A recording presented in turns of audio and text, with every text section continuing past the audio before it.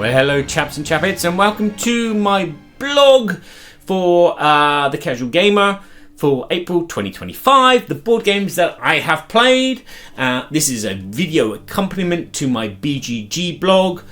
Link is below. If you don't wish to hear me talk about it, you can always read about it. And again, I'm just going to talk about these games and the sensations that I had with them, and you can use this video as kind of like a reference with other board game reviewers and compare us together to try and give you a good picture of whether a game is good enough for you or it's something that you should save your pennies and go and invest in another game.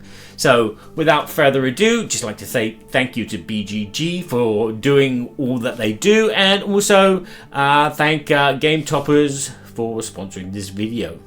So this is the BGG site and my blog. As you can see, Board Games Everybody Should, the blog. And these are the games that I've played. And it's already posted, so you can go and read about these games. And as you can see, I do a little poll where people can vote about the games. And of course, there's text and video links and ratings as well. So you can compare, as I said, with other reviewers and then judge it whether a game is good enough for you or not. So I'm going to go through these games and talk about them briefly as I can and try and paint you a picture of what they are like. I'm going to start with Pluckin Pairs, which is a party style game that I played once, but I didn't really play it. This is a game that I use as a teaching tool to teach English, in where I have two images and then I get my student to talk about those images, try to describe what they are, and if they know the name for them, even better. And then we kind of play the game a little bit by pairing up 10 of the 11 images in front of us and then explain why we paired them. In a party situation, this game is hilarious when people explain why they paired this with this and that with that. And so as a party game, this is just a real fun, stupid time. Definitely if you like party games, this goes up to 8 players easily, and obviously the more players the better. And it's a good teaching tool. Another teaching tool that I use this month is Cardline Animals, in where you are basically putting animals out in either weight, size, or life expectancy, chronological lines. Again, this is useful for me to teach my student different animal names, and also to say little phrases like, I think this toucan is smaller than the albatross but bigger than the ant, so to speak. But yeah, this is a nice family style game, so if you have a family, this goes down really well, especially with younger children who can surprise you sometimes by getting the animal sizes correct more than you. But yeah, very quickly, those are two games that I use as teaching tools. Now let's talk about a game that I have just worked on by making a how to play video for, and that is Halflings Best Chef. This is a game which is coming to Kickstarter in May, so look out for my video there. But I have played this game a few times and can give you some first impressions about this game. The game itself is a very simple dice placement game. You roll your dice, and then on your turn you'll place out one or two of those dice on a location on the board, which you can see behind me. Now there is quite a bit of interaction in regards to the spaces, because a lot of the spaces have allocated numbers, so you can only use a number 1 die here or here, and that creates a little bit of conflict. And your objective for the game is to get ingredients and then complete these recipes. And there are a starter, a main course, and a dessert as recipes that you can complete. And as you can see, there's not many spaces for working in the kitchen to complete these recipes. These recipes will give you money when you complete them, but they'll also give you end of game scoring. But that's not the only way that you can score. This is kind of like a salad bowl. Oh no, it's not fruit salad. Yeah, one of those salad games. Yeah, where you get points for everything practically. You can get points for your decorations if you've bought the right decoration. You can get points from your wine that you buy. You can get bonus points if your wine complements your food. And you can get points from pretty much everything that's left over. So your money that's left over, the ingredients that are left over, and then you just see who wins. And these games have been pretty close that we've played. The game plays for 12 rounds, and 12 rounds sounds a lot, but it can go by pretty quickly because the rule set is very simple. You roll dice, you place them out, and then you resolve all these locations in a particular order, and you're trying, as I said, to get these recipes completed, but there are different roads to success. You don't have to specifically hone in on the recipes. They help because they can give you a bonus if you have like finished at the end of the game a starter, main course and a dessert. And again, if you've got 2 of those, then you're going to get a lot of extra bonus points, but you can get points from the other things in the game. The decorations are a good way to get points. The decorations also have special abilities which you can unlock. They might unlock an extra dice or the power to actually go onto a space which you're not allowed to, which it can be very, very useful. So the all overall impression of this game is it works. It's a good, steady kind of dice placement game. It's quite easy to get into. I've taught my 7-year-old how to play this, and they played it and did pretty well. They actually beat me by 1 point, but that was mainly because I was trying a strategy and trying to beat my wife. But my wife won, even though she got shut out a few times from resources, ingredients that she didn't get to because I put a dice in the way, and I got first pick, so to speak. But yeah, it's a game that can be a little bit spiteful, but a little bit. The game really basically relies on the other players to interfere with your plans, and then you to come up with other plans to work around that to do well. So again, I've played the prototype version, so the components are pretty good at this level, the prototype level. Who knows what it's going to be like in the final version with the Kickstarter, and there are talk of other things coming out with the Kickstarter as well, so there might be something else, another rule, another power or something, I don't know. But yeah, this is one probably to look out for if you like dice placement games, and it's kind of family friendly with that little bit of nastiness and dagger in the back. And that is just first impressions of Halflings Best Chef. Now I'm going to talk about some games that we played as a 6-player group. The first one is a game called Timebomb, which for some reason I sold. I did used to have it, and for some reason I did play it and never recorded those games. But yeah, this is a good, again, kind of party style game. It is a secret role game. Everyone's going to be given a role. You're either working for Sherlock Holmes or Moriarty. If you're working for Sherlock Holmes, you're trying to defuse a bomb. If you're working for Moriarty, you're trying to make this bomb go off. And everyone's going to be dealt one of these roles, and they will keep it secret. And then they're going to be dealt a bunch of cards, which are the wires to cut for a bomb. So there's a bit of interaction where you're talking to players, and you're dealt a handful of cards, which are the wire cards, and you look at them, you shuffle them, you place them face down in a random order, and then you just negotiate between the players. You're either saying that yeah, don't come near me, I've got no useful wires which will defuse the bomb, I've got nothing, or I've got the bomb, don't cut me. And it depends on whose team you're working for, which will, determine what you say to who. And you're trying to deduce who's not on your team and who is on your team, and then hopefully defuse the bomb or make the bomb go off. It's as simple as that. It's a very good icebreaker game if you have people that are not used to this kind of thing. I do remember playing it a long time ago, and we had some there was an old lady in the group who was about in her 70s, and she was trying. The first round went badly because she said, "What does this blue card mean?" And so the game kind of like, okay, right, that means that you're working for Sherlock Holmes, not Moriarty. So that kind of blew that up. But the second time that we played, she understood, and then but didn't understand bluffing. But hey ho, we still managed to play the game and make things go well. In this recent time, we played it once and we had such a good laugh, we played it another 3 times. So that's kind of a good mark of an interesting game. It's a it's built around your group. If you have a good group of people who like to lie and brag and tell stories and or go over the top and be, no, don't give it to them, give it to me, I got the wire you need, we'll stop this bomb going off. Yeah. And again, our group was pretty much mixed. There were some of us which were a bit more kind of open and loud, and there were some people that were just like, I'm keeping my head down, because that's what I normally do. I'm normally a head down person. Why change my character just for a game? But yeah, a fun party style game in a small box, so you can take this anywhere. That's Timebomb.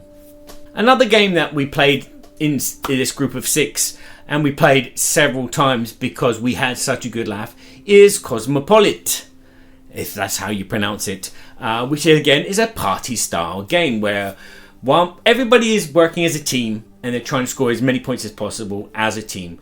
One player is going to be a waiter, and they will go to tables and see what customers want. They will pass this on to the head chef, who will make notes of what the customers want, and then they will relay that to the other players who are working in the kitchen, and they are going to have a bunch of cards split between them of dishes from around the world, and also in sets of ingredients. So you might have all the meats, or you might have all the rice and féculents. But the thing that makes this fun is the app, because the waiter is the sole person that is going to use the app, and they will have headphones on. And the app will have a timer and have the tables laid out. And then when a customer arrives, they will click on that customer and they will hear a sample of what they want. Now, these samples are delicacies from other countries said in their original language, in their original tongue.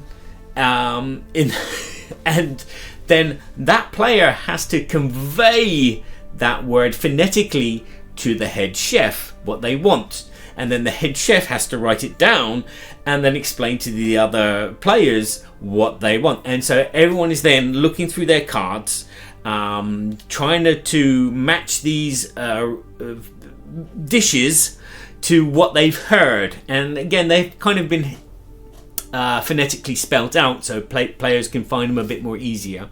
And once you think you found what it is, you have an image of the main ingredient for that thing, and then you have to ask for that ingredient, and then you may have it or another player may have it, and then once you get those two cards together, you pass them to the head chef, who then passes them to the waiter and says that's table 3, and then they check table 3 if it matches by clicking on the app, and that's how you resolve and score points. Did that customer get their meal, or did they not get that meal? And the thing that makes this game hectic is these customers are controlled by an app, and they will come at random times and ask for random dishes. It may be a dish from the Americanas, or it might be a dish from Asia. And then there's carnage as words are flying all over the place as people are trying to describe Banya Canada or Banya. It's kind of it's stressful carnage is the way that I would describe this game. It is extremely fun though, and as I said, we played it like 3 or 4 times on the trot due to the fact that you have each time you play, you start off at level 1 and then you go to level 2 and level 3, and then your score is over those 3 days. And then we played again and someone else became the waiter. And you can make this game harder by having more tables or having a shorter timeline. It's just very simple stupidness. And it was done in such a nice way. It's a different kind of theme. It makes you feel like you're actually playing restaurants, where you're in the kitchen and you're like, oh my god, what's a moda wa randamu. But yeah, if you like those kind of hectic games for parties, this is definitely a good one. And another game that we played 6 players was this new to me game called Car Clash, which I have never heard of, and it doesn't look like it's a big popular game. It looks like a small print run from a small company, but it's a racing game a roll and move racing game, but it has some interesting things about it. So it's a racing game where every player will have their own individual starting place, and they will have their own checkpoint to go to, and then they will have they need to go back to their starting place to win the race. And the course is made up of these large puzzle pieces, so you can make the track as long or short as you want, and then you're away. There are bridges and shortcuts, but there are also these spaces with these icons on. Now these icons, if you land on them when you're rolling your dice, that means that you've taken some wear and tear on your vehicle, and there are 4 elements of your vehicle where you take wear and tear: the fuel, the oil, the tires, and the brakes. And at the beginning of the game, you'll be given one of each of these tokens, and plus you get to pick 3 or 4 other tokens of your choice. So every time that you spend a token, you put it back into the pool. And if at any time you don't have any tokens of one of these 4 types, you cannot move on your turn, and you have to roll the dice to see if you can roll that color, because each number has a color that corresponds with the part of the car. And if you roll it, then you get to take that token, and then you can move. There is another way that you can get around that, but I can't remember what it is. But yeah, every time you move onto a space, you have to either take some wear and tear on your tire, for example, if you land on a green space. But the good thing is you get one of these clash tokens which you take. Now, a clash token has a dual purpose.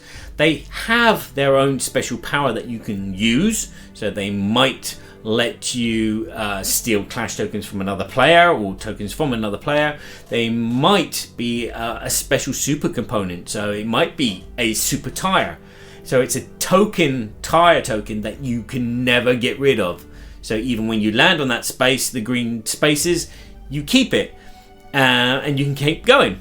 But the other thing that you can use the clash tokens for is extra movement. For every clash token that you have after you move, you can move that many spaces. So if you have 2 clash tokens, you roll a 4, you can actually move 6 spaces, which is very useful until someone uses their clash token to steal your tokens away. But there's a few other powers which I didn't get to see all of them, and I can't remember all of them, but that made the game interesting. Again, the fact that you can't do a 180, and you always have to turn and either left, right, or go forward, made this game quite interesting. So yeah, it's a 6-player racing game. Definitely recommend it for families. I can't give it a good rating at the moment because I'd have to play it a few more times. It does feel good. It looks kind of cute and nice, and it kind of gives you that kind of wacky races feel. And as you can see, the track is totally random depending on how you build the puzzle. There's enough little bits in it. Quality, as I said, it looks a bit from the 90s, but it is quite a good game. Definitely worth playing again, I think, for me, and definitely a family style game, and maybe a drunk game. It's Car Clash. A game I've been getting quite a lot of plays in and played it 3 times this month is Tower Up. This is a abstract game about building towers and scoring construction points along the way. This game comes with some wonderful components: the tower cubes themselves, the tower tray which holds everything, which you can put next to the board, everything is really nice. I've spoken about this game quite a lot. Just very, very quickly, you're basically going to be placing a block out next to another block, but that block needs to be a different color from the block which is placed next to, and then you also have to place a block onto that block that you've placed next to. So you have these different roads going out from all these different spaces. So some buildings may require more than just 2 blocks. You might need to place 3 blocks out, 4 blocks out, and as long as you have those blocks in your reserve pool, you can place and build there. And then afterwards you add your roof to one of those buildings, which will move one of your vehicles of the same color that many spaces, depending on how tall your tower is. It is kind of a point salad game where it doesn't matter where you build, you're going to score points of some fashion. There are some objectives that everyone can go for, and if you're first there, you're going to get maximum points. If you're last there, you're going to get minimum points, but you'll get points. Every time you build, you get points. There's also a possibility to get extra actions on your turn, so you could build an extra turn or collect resources an extra turn, and that's your two choices. It's a simple game of, do I build or do I collect more blocks? And that's it. But there is so much depth and strategy in those two choices. It's not evident what you're going to do each turn. Is it best for me to build there? Is it best for me to build here? Is it best just for me to collect the resources? Because you might want the extra action, you might want to achieve the objective, you might just want to move your vehicle along the track a lot further so it gets more points at the end of the game. Or you might want to place your roof on a building that you've just added, because afterwards no one else can build on that, and that will score you points at the end of the game as well. There is so many decisions. Not one of these roads will lead you to victory. If you stick to one road of going for the objectives, for example, or just moving your vehicles along the track, you're not going to win. You're best having to do a bit of this, a bit of that, and do it at the right time, at the right moment. That's my advice, and that's what I like about this game, because it relies on what the other players do for you to make your decisions on what you're going to do and when you're going to do it. And then there's always that, like, okay, oh, I need to go there and then I can finish that. Oh, I haven't got the blocks for it. I should have picked some up. Yeah, and that's where the game is fun. It's like that. I could do this so much better. I can do this so much better. That's what it relies on, is that I could have done that last time. Oh, I should have done that last time. Next time I play, I'm going to do that. I really enjoyed this game. Great components, great idea. Easy to teach, but very, very difficult to master, and that is Tower Up. The last thing I want to say about Tower Up is basically for me personally, it shines at 4 players. 4 players is the best, because there is this monumental struggle between the other players, and then the game will flow quite fluidly, and then when it gets near the end, when there's like players with 1 or 2 roofs left, there's not many spaces that you can build on, and so players will start thinking about what they're going to do, and it might be a case of you run out of resources and you can't build there, and it's like, oh god, I'm wasting a turn, I want to go there because I'm going to do this, and before you know it, the game's over, and you're like, no, because space is really, really tight in a 4-player game, whereas in a 2-player game and in a 3-player game, not so tight, and it feels very open, and the game does wrap up pretty quickly. It's one of those games that you're playing and you're going, yeah, this is good, and then you start getting your strategy together, and before you know it, it's the end, and you're going, should have done this, should have done that. Logging this game on BGG is a hard one. Kugo is a dexterity game, which requires you to build a circuit with these wooden components. But you play one game, and then you go, yeah, that was fun, let's rearrange the blocks and play a different game. Because that's what this game is. This game is either, like a tag game, a point scoring game, a racing game,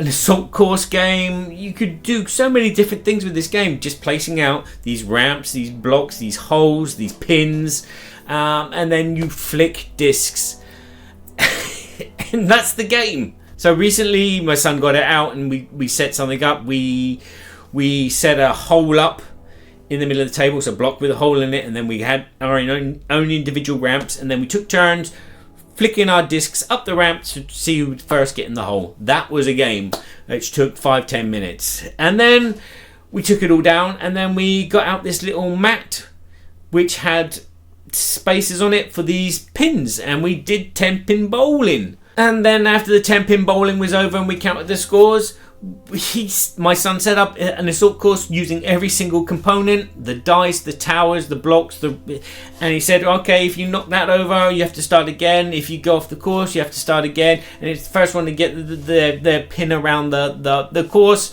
is the winner. So we kind of like left it to him to make up a game, and he made up a game, and that is Kugo. The components are really nice. The discs that we flick around haven't been damaged, even though they've been like rammed into the wall or fallen on the floor and great force. The ramps and all the other bits are really nice as well. They're really smooth, they're well coated in paint, nothing's damaged, everything fits back in the box nicely. It's just an experimental, fun kind of 5 minutes of fun flicking, although after half an hour your fingers will be sore because they are quite nice bits of wood and they do hurt after a while. So if you're someone with an imagination who likes dexterity games, this is a good game for you. If not, this company, they have a website where people are uploading rules for their games. We played one last month and it was quite good, where you had to not touch the dice, and the dice have different symbols on them. If you touch a skull dice, your piece is lost. If you touch the heart dice, you gain a flicking disc back. You know, the game comes with 6 discs, so you can play up to 6 players, or you play 2 players with 3 discs each, and you can do like football. You can do any kind of sport with this, as well as like a war game, or as I said, just a basic dexterity game of flicking up to the ramp and getting it into a hole. Yeah, really enjoyable. I can't recommend this enough. Kugo, 8 stars. Yeah, 8 stars. It's good. I'm probably going to sound a bit vague explaining Rivers of Gold. It's a new game to me. It took a while for it to sink in, but as the game went on, I understood that this did this and this did that. Then by the time I got near the end of the game, I was starting to enjoy it, and then it ended and I was like, let's play this again. But we didn't. But this is a game which has left me wanting to play more. Let me try and explain a bit about it. It's a game with a lot of components, so it takes a bit of a while to set up. But basically there's a river and you have 2 boats on this river. And on your turn, you're going to be rolling a dice and then moving one of those boats. And wherever it lands, you can set up like a stall or do some trading. Because I can't remember if you are just like a transport company or you are a trader. Or you can, if you have the resources, trade with one of the characters that you have in your card and to activate their power, which helps you out. If you set up a stand, it's kind of like Monopoly along the river. When another player lands on that space, you get the benefit of what was put there, which is nice. And it also, depending on where it is on the river, it will affect one of the families, and you will get reputation from there, and that will score you points or give you resources or give you money, which you can use to then set up another stand when you move your boat down the river. So that is basically what the game is, but there are lots of icons, there are lots of numbers and lots of things to look up. There are some objectives for every player. Every player has so when I say objectives for every player, there are general objectives for everyone. So the first one to get this many or has more than everybody else, then they will score these extra points at the end of the game. Everyone has their own starting special power, and as I said, as you complete these orders for like the elder or the noble, and you give them resources, you can get a special power and a continuing power, or maybe some extra scoring method at the end of the game.